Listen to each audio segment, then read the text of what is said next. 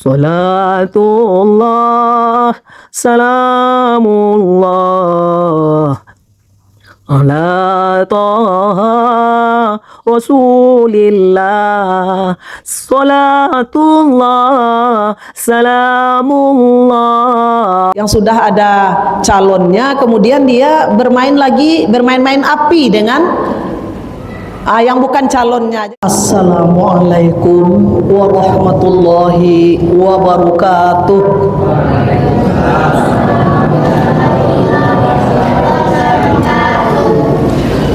A'udzu billahi minasyaitonir rajim. Bismillahirrahmanirrahim. Bersyukur kepada Allah Subhanahu wa ta'ala. Alhamdulillahi rabbil alamin. Bersolawat kepada Rasulullah sallallahu alaihi wasallam. Allahumma sholli ala sayyidina Muhammad wa ala ali sayyidina Muhammad. Bapak pengurus Masjid Al-Hidayah Purus 1 Kota Padang beserta jajarannya, Bapak Ibu Ananda jamaah Masjid Al-Hidayah, alhamdulillah telah selesai kita sholat Isya berjamaah. Selanjutnya bagi Anda yang mencatat, judul kajian kita santapan rohani Ramadan malam ini adalah ancaman Allah SWT terhadap orang yang mempermainkan perasaan orang lain. Ancaman Allah Subhanahu wa ta'ala terhadap orang yang mempermainkan perasaan orang lain. Kalau istilah anak mudanya PHP, pemberi harapan palsu. Bapak Ibu yang dirahmati oleh Allah, di dalam pandangan Islam, ajaran agama kita tentunya, ya, Allah itu melaknat orang yang mempermainkan perasaan orang lain, ya, mempermainkan dengan jalan memanipulasi, membohongi, kemudian berkata-kata secara emosional, sehingga orang yang dipermainkan perasaannya itu secara emosional, dia juga merasakan bahwa itu adalah seolah-olah benar, dia diberi harapan. Nah, kalau dalam muda-mudi dia betul-betul merasakan lawan jenisnya tadi memberikan suatu harapan kepada dia untuk dia dicintai, akan begitu, untuk dia dicintai. Kalau dalam istilah anak mudanya tadi adalah PHP, pemberi harapan palsu. Itu kan sebenarnya kan tersugesti atau terpengaruh lawan jenisnya tadi untuk memiliki perasaan rasa disayangi, rasa dicintai oleh lawan jenisnya, baik dari laki-laki maupun dari perempuan. Kan yang marak viral sekarang kita lihat terjadi sampai adanya percobaan pembunuhan karena masalah mempermainkan perasaan seseorang. Jadi kalau di dalam Islam ini dikategorikan adalah perbuatan zalim. Perbuatan zalim itu adalah perbuatan aniaya yang segera Allah memberikan akibat perbuatan dosa yang dia lakukan itu dosa besar. Sama dosanya juga terhadap, samalah dengan orang yang mempersekutukan Allah, orang yang durhaka kepada orang tua, orang yang membunuh orang, menzalimi perasaan orang itu termasuk dosa besar. Menzalimi perasaan orang, menzalimi orang itu dengan perbuatannya tadi, dengan PHP tadi, dengan memanipulasi dirinya seolah-olah dia mau dengan seseorang itu.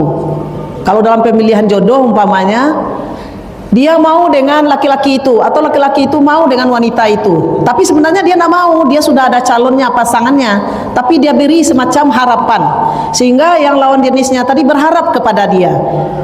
Ya kan, berharap kepada dia karena dia memberikan semacam seolah-olah dia mau dicintai dan mau dinikahi begitu ya, sebagai calon suami atau sebagai calon istri. Ya. Jangan bilang pacarannya dulu, apalagi berpacaran tentunya ya. Ini bukan pacarannya, apalagi kalau jatuh kepada berpacaran. Kalau seseorang itu dia sudah memiliki calon yang diketahui oleh kedua belah pihak, kan lebih cepat dilangsungkan, ya, supaya jangan jatuh kepada perbuatan zina. Kalau sudah cocok secara agama, lahir dan batin, akan cepat disegerakan, dikasih tahu orang tua, diperundingkan, kan begitu. Nah, kalau dalam dunia sekarang anak-anak muda itu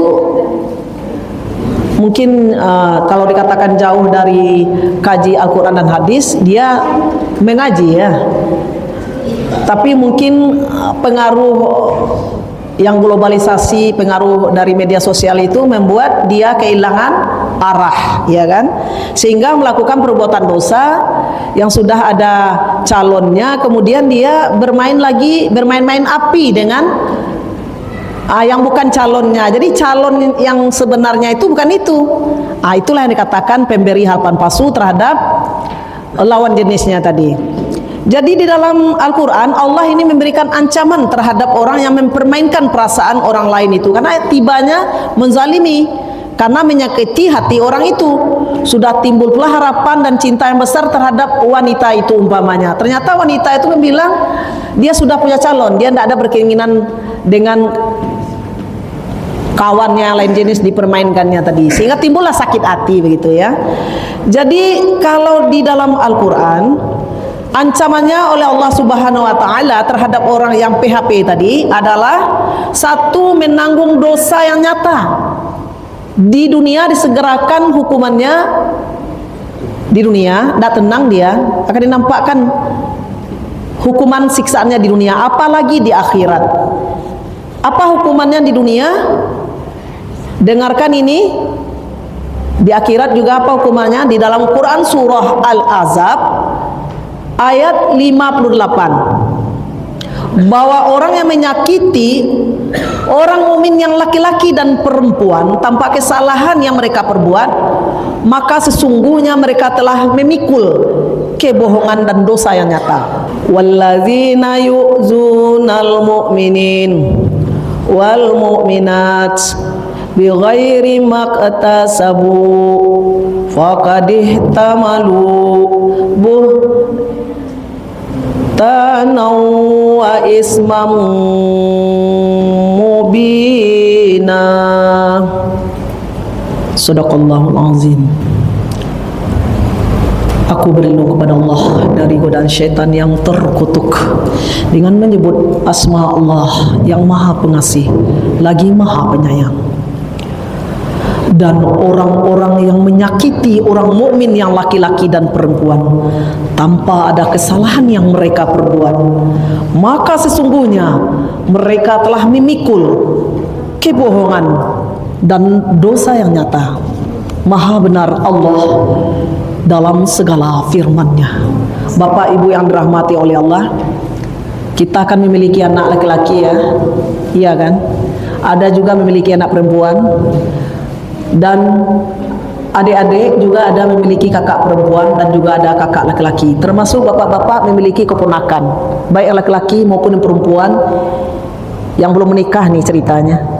Kita nasihatilah, kalau tidak mau kita dengan seseorang itu akan menjadi calon suami atau itu akan menjadi calon istri, ya katakan aja lah secara baik-baik, belum berpikir ke arah sana, atau saya mau menamatkan kuliah dulu, atau saya mau bekerja dulu membantu orang tua, atau bilang orang tua sudah mencarikan calon untuk saya, siap pasrah kepada kemauan orang tua. Bilang aja baik-baik, tidak usah bermain-main api dengan seseorang, apalagi kalau sudah ada punya calon dicarikan oleh orang tua. Jadi tolong nasihati anak-anak kita, kalau tidak mau hidup kita tuh sengsara dunia akhirat, jangan pernah menyakiti perasaan seseorang atau memberikan harapan-harapan. Ya, kita kan punya anak ini, walaupun dirantau dinasihati juga lah. Kalau waktunya tiba jodoh, bawa salat istikharah, bilang langsung kepada orang tua, cocok langsung dinikahkan. Lebih cepat lebih baik. Tidak boleh ditunda-tunda. Jodoh apabila telah datang, segeralah jangan ditunda-tunda. Kalau ditunda-tunda jatuh kepada maksiat, perbuatan zina akhirnya, ya kan? La taqrabu zina, akhirnya pergi-pergi berdua, menonton berdua, ya, pergi-pergi tempat yang seharusnya tidak ditempuh, yang harusnya sepasang suami istri yang sah yang harus pergi ke sana, tapi pergi juga ke sana. Apalagi sudah punya calon yang dicarikan oleh orang tua, sudah ada semacam lafaznya bahwa tamat kuliah langsung menikah dengan itu, tapi masih memberikan harapan kepada orang lain. Jadi bilanglah kepada saudara, anak, ponakan, kalau udah cocok bawa salat istikharah, sebut kepada orang tua sama orang tua langsung membicarakan, ya kan, diajak secara kekeluargaan, jangan ditunda-tunda. Kita kembalikan kepada orang yang suka memberi harapan palsu tadi atau mempermainkan perasaan lawan jenisnya tadi, padahal sebenarnya dia tidak mau dengan itu, dia sudah punya calon, tapi dia berikan juga harapan-harapan seperti pergi berduaan umpamanya kan, walaupun sudah ada calon kan tidak juga boleh seperti itu ya. Sudah ada calonnya apalagi, udah menunggu mau tamat kuliah, mau segera menikah, ya dijagalah, jangan bermain-main api akhirnya terpercik badan sendiri yang terbakar, karena itu masuk perbuatan zalim, Allah tidak suka, ya kan. Pertama tadi ancamannya bagaimana dia adalah dosanya nyata, termasuk dosa besar, karena itu perbuatan zalim, ya, dosanya nyata. Yang kedua, tergolong perbuatan yang zalim.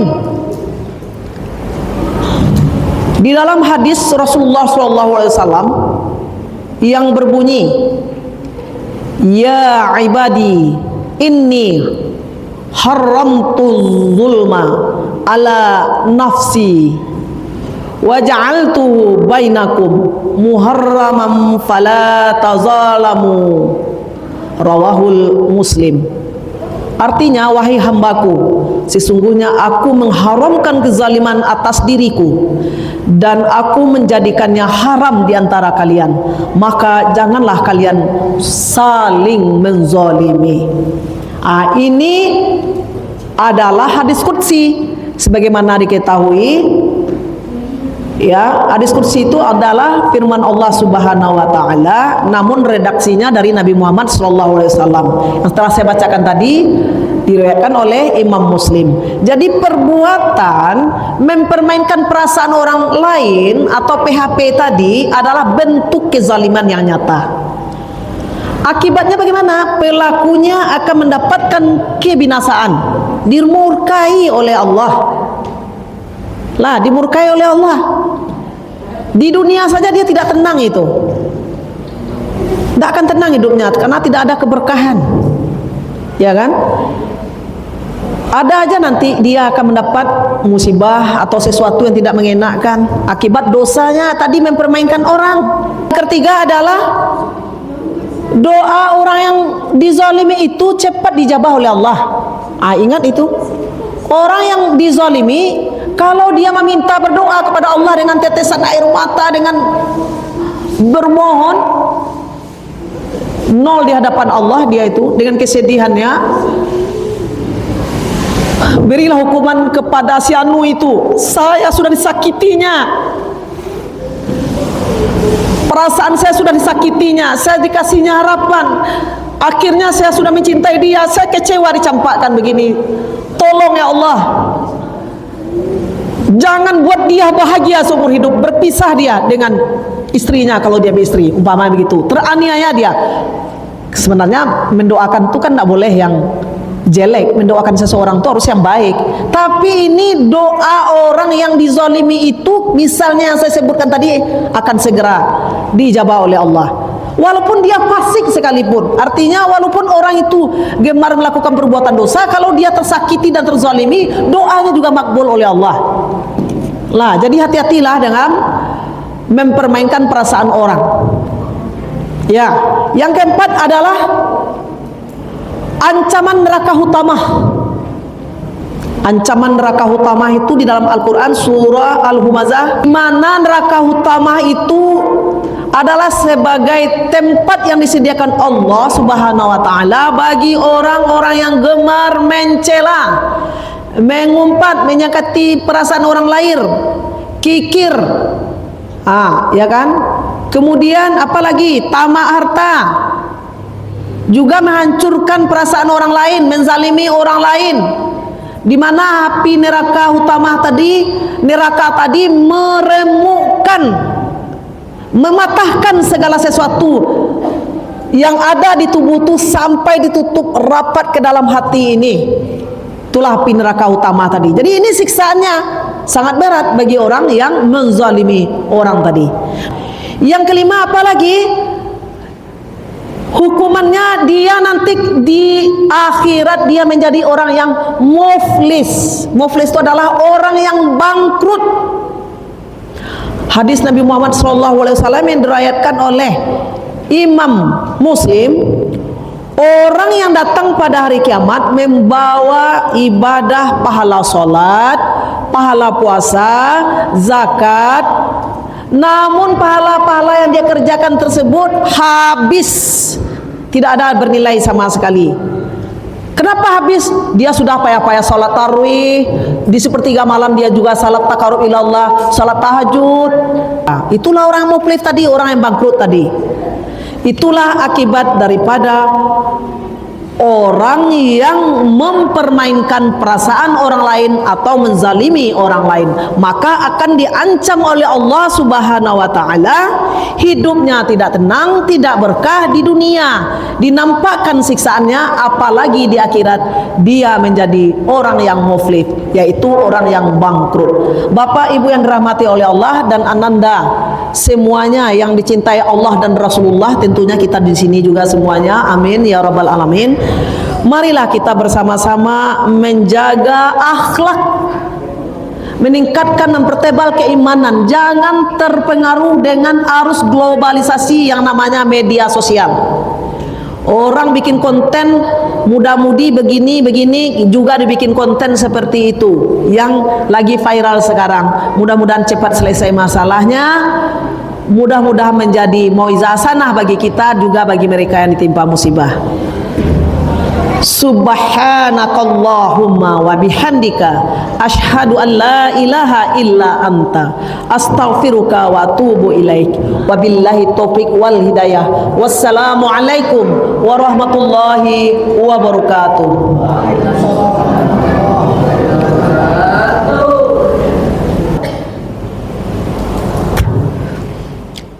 ala yasin habibillah.